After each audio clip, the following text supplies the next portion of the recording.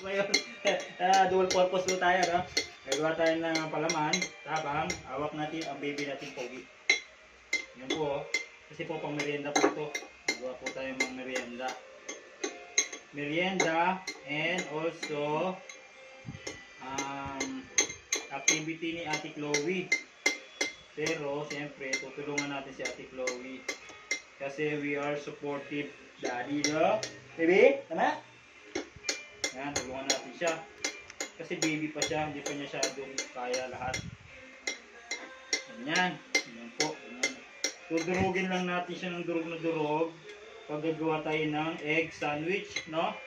Dudurugin natin siya ng pino. Hindi naman sobrang pino, pero tama lang.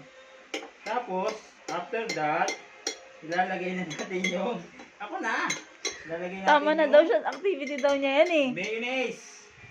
And then, lagyan natin ng salt and pepper. And then, gulay. And then, that's it. Bye-bye!